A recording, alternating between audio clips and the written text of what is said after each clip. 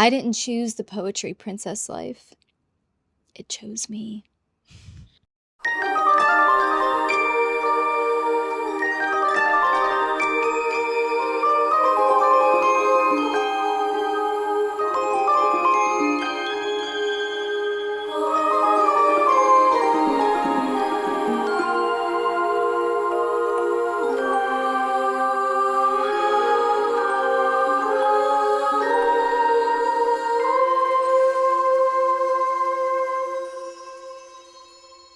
Hello my beautiful angels, and welcome back to my channel. We're on the highway in Los Angeles, and it's another day in my life as a full-time witchy artist. Today's mission is to go around the city. I'm shaking so much, sorry. The truck feels like a boat at times, honestly. But the goal today is to go around the city and hang up flyers for my poetry show, which is a week away.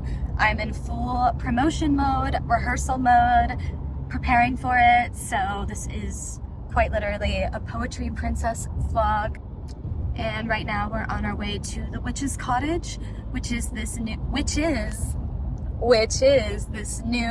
witchy third space that I really want to go check out, and maybe give them a flyer and see if anybody there wants to go to the show.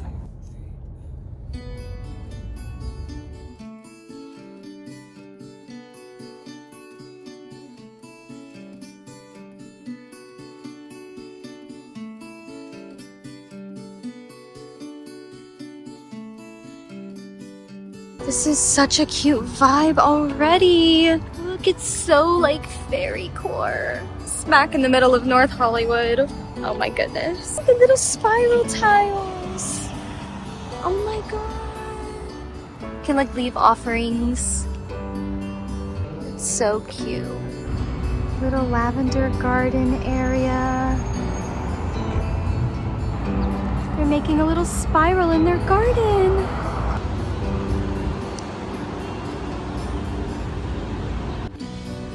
Witch's Cottage.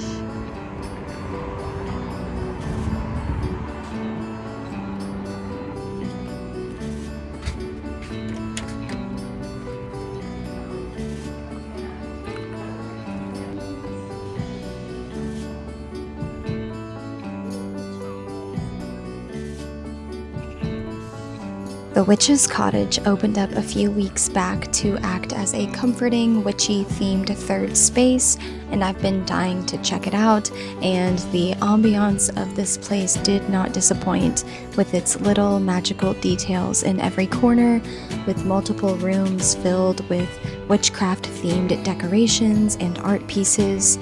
They offer various coffee drinks named after witchy things and pastries. I decided to try the Austera cake to welcome in my spring season, of course, with a Wicked Witch, which is just an iced mocha. And honestly, I really did not care for their coffee at all. But the space is very adorable, and I love maximalism and trinkets and whimsical things, so I just spent my time exploring each booth, and I'd like to come back sometime to try their dinner menu or one of their witchy cocktails.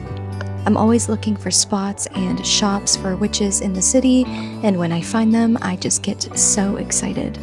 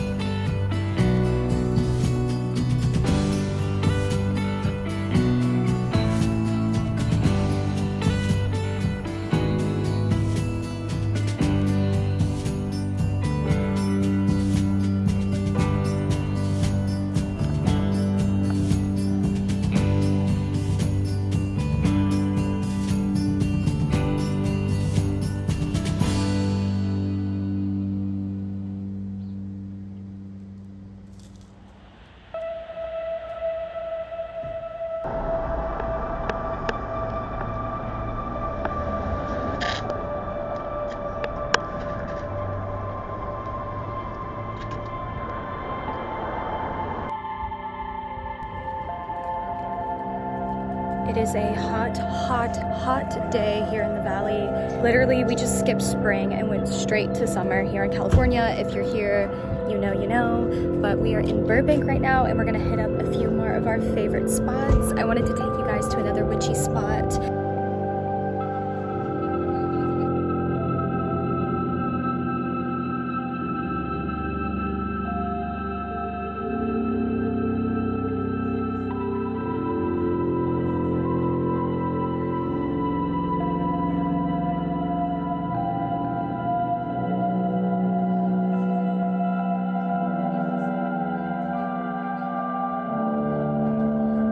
The Crooked Path is a pagan-based witchcraft shop that is quaint and filled with charm and personality. This is one of my personal favorite spots in the entire valley. They have everything you could possibly need for your craft, as well as a Hecate altar upstairs that has the craziest, most powerful energy and aura to it. So I took a few minutes to pray here before I gave the shop owner one of my poetry show flyers and talked to him about poetry for quite a while. He was a very fascinating dude, and me and Caleb really enjoyed our conversation with him and our time here. I also ended up running into a subscriber here who actually ended up coming out to the show, so yeah, that was really cool as well.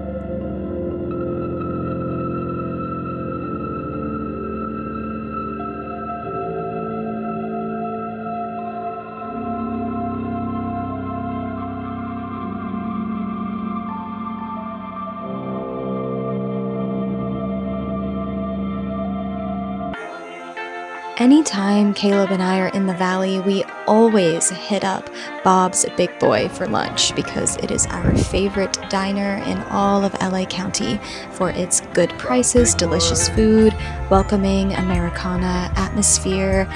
And the cherry on top is that this was also David Lynch's favorite diner, and he was a regular here for years and years, so it just adds to the lore every time I come here. And the waiters always tell me stories about him and how he would order nothing but a chocolate milkshake and a coffee every day. I just had to hang a flyer here because I just thought it was really iconic and cool, and their lemonade cooled me down quite a bit from this insane heat wave.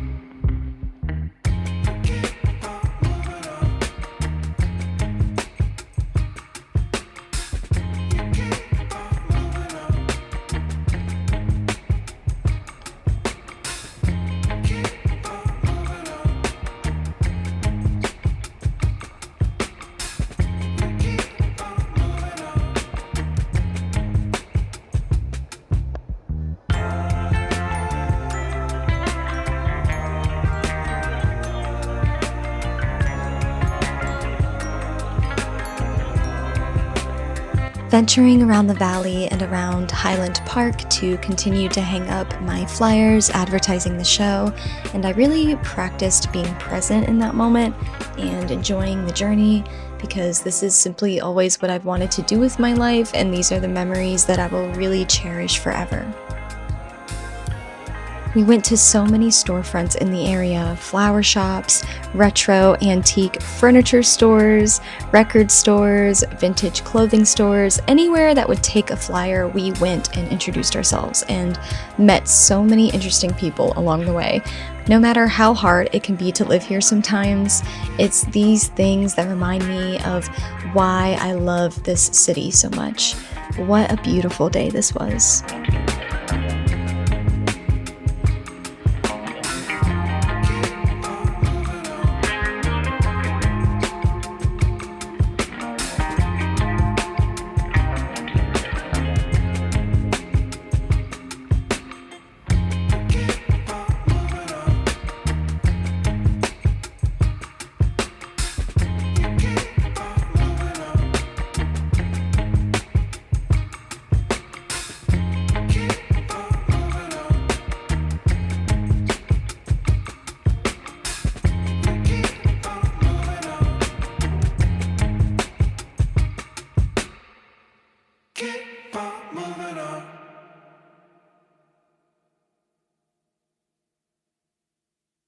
maybe I'll end up keeping all of it.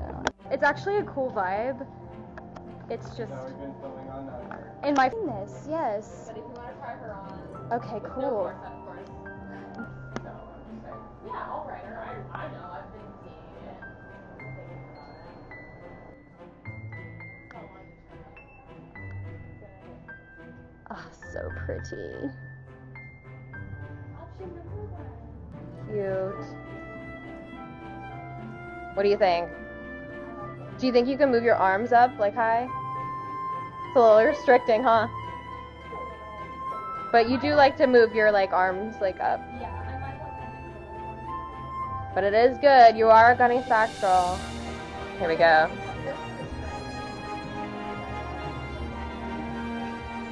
This is cute. So. I feel like that's really cute.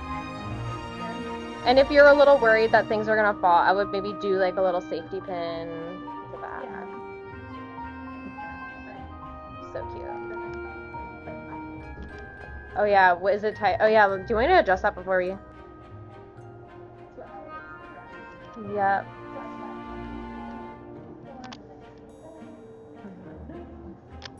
I love this. A little kind of Little Mermaid-esque. Yeah. Like a jellyfish. I feel like this is it, right? Well, they'll decide.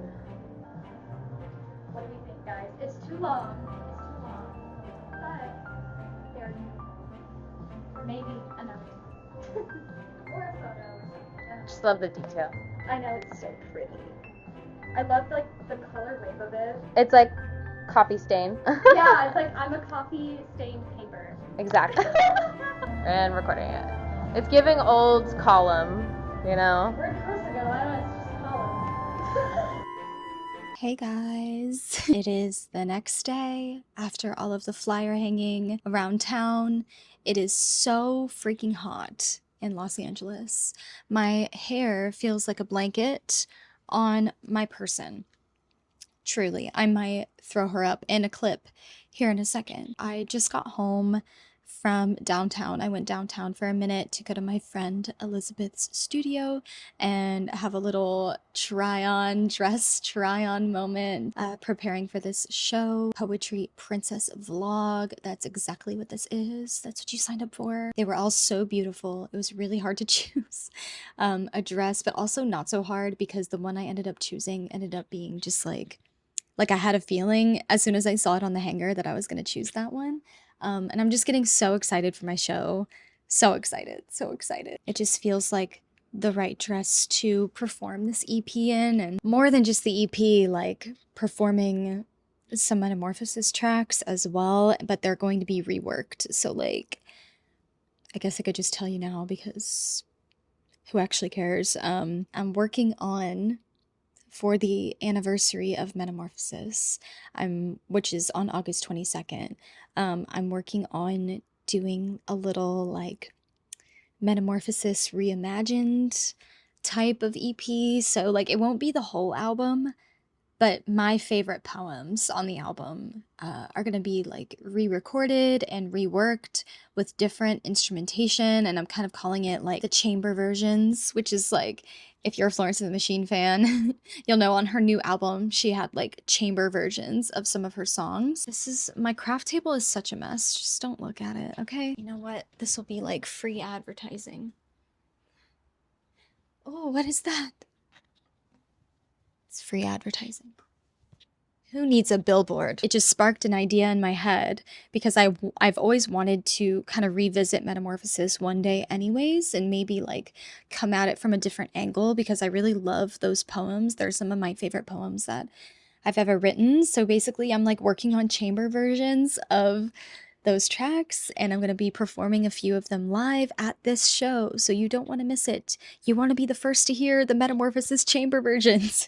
And you're like probably wondering what a chamber version is, or maybe you know, but like it's the same poems obviously, like words wise, but performance wise it's going to be a lot more like bardcore. Like it's going to be like medieval instrumentation and a lot more like cinematic and a little more emotional and stripped back and like I don't know, we're experimenting with it. And basically, I say all that to say that I got a few drafts uh, of like the live versions of these chamber versions that we're working on, like the instrumentation.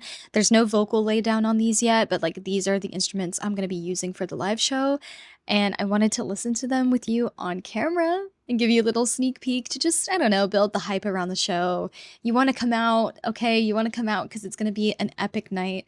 I'm performing Metamorphosis, the title track, the chamber version, and We Are the Youth, the chamber version. So you don't want to miss it. It's going to be literally amazing. But I'm going to sit here and mess around with the vocals for a second and do a little self-recording at home just to see what it sounds like with my voice. And yeah, I've never really vlogged that kind of stuff here, like at home when I'm messing with different things and planning these shows. And I don't know, maybe it's interesting to you.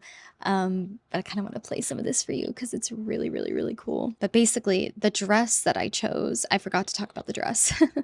The dress that I chose is this shimmering, like iridescent fabric, and it's this off-white, like it's white, it's like pearl, it's like a pearl dress, and it has pearls on it, it has these little sleeve details, and it fits me like a glove, and it's movable and it's comfortable, which is really important for performing. And I'm just so excited, like truly so excited to perform in this dress and perform these chamber versions. And I really am living the poetry princess life. But anyway, let's mess around with some of these vocals and see what we can do here. Coming to be, but it's a bit different than your vision, and that's okay. Like, it is what it's supposed to be. This happens a lot to me as an artist. Like, I'll have an idea for a song in my head, but then when I sit down to actually make it, it often comes out as something entirely different. Does that mean it's wrong? No. Does that mean my vision was wrong? No.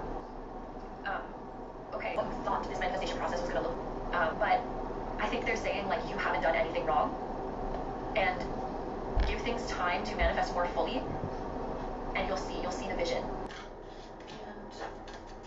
2, 3, 4. 1, 2, 3, 4. 1, 2, 3, 4, 5, 6, 7, 8. It's far warmer and yet just as sinister as the childhood myth. His king's hand promised to one sister of mine, primped and primed for her to metamorphosize in his right eyes, to become able-bodied in the hands of pompous husbands and devoid opinions. Discarded wishes drift down onto the moat, as gentle as light itself. I rush to save them for the day she remembers it shouldn't be this way. And that, a proper show and shallow.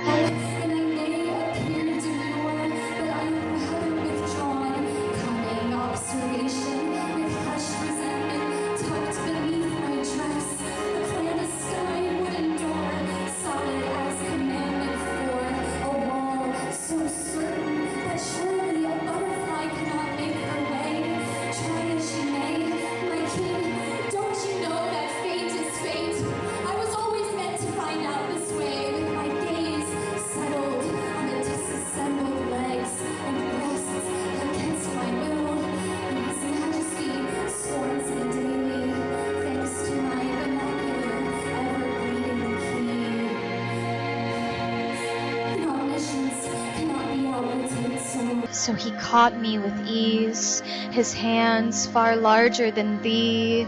A fool twice metamorphosed placed me above the bed frame splayed dirty, with pinned wings, a symbol for all that is pure and takes torture tame, left alive to behold the feigned tenderness bestowed on his stained bride from up high, like children closely watched by a man in the sky. He knew I'd go too far. He knows what's best for me, you see. Don't worry, sister. I'll mourn quietly. See, I don't know if I like that. I don't know if I like having the silence there at the end, or if I want to try to squeeze it in to what we already have. Don't know me, I don't know anything. Let's try this again. Let's try this one more time.